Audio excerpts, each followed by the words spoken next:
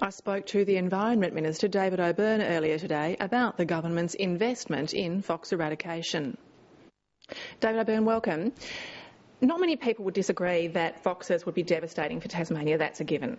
But at what point do you stop laying poison, training dogs, given that no live foxes are being found? How long do you give it? A year? 2 years? What we're trying to achieve, and I think it's possible that we can achieve it, is at these very low levels we can eradicate foxes from Tasmania. But how long are you prepared to continue spending taxpayers' money without the so-called smoking gun, a fresh carcass, or in fact a live fox? It's a very hard question to answer because at some stage the evidence and information that we're receiving from the field is evolving. There is enough evidence to say, and not just by people in the field but also by independent scientists. We've had the New Zealand Land Care Association in 2009 review all of the work of the fox eradication program and have absolutely said you definitely have a low-level fox population in Tasmania.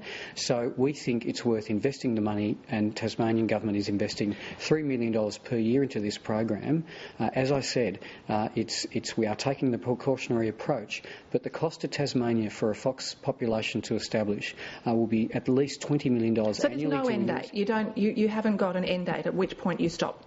Well, I suppose we're reviewing it constantly. There is review after review after review of the fox eradication program, internal and external. And when information comes to light and more evidence comes to light about where the population is at and how we respond appropriately, again, it's not something you can actually put an end date on. How much money has been spent on fox eradication? One figure mooted is about $40 million. Is that accurate? Well, I wouldn't know the exact figure at this stage. I've been the Minister for 4 months and I'm very much focused on the budget that I take to Cabinet and that I take to the Treasurer on how we invest in this program and how we make sure that we can make Tasmania fox-free. Your predecessor, David Llewellyn, was a supporter of the idea of importing live foxes to help in the eradication. Are you a supporter of that idea?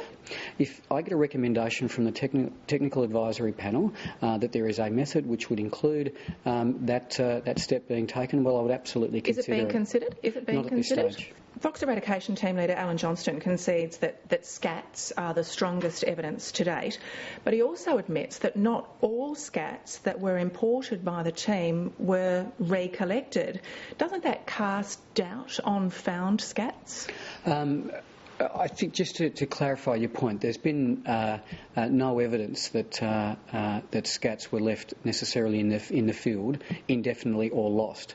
They are accounted for in terms of the field work. There may have been some internal calculation or I suppose assessment that has been questioned. Alan Johnston said that definitely at least 2 were left on a northwest property.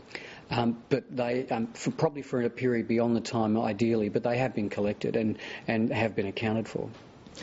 Do you admit that there was a failure of process, that some of those scats brought in to train dogs could have carried hydatids? I'm very comfortable with the work of the Biosecurity Department in terms of ensuring that the process was handled appropriately and that the scientific process or the management and the handling process of bringing the scats into Tasmania was done appropriately. I don't think there was a risk of it to a point where we should stop importing the scats to do the important work that needs to be done. We're out of time. David O'Byrne, thank you. Thanks, Ellie.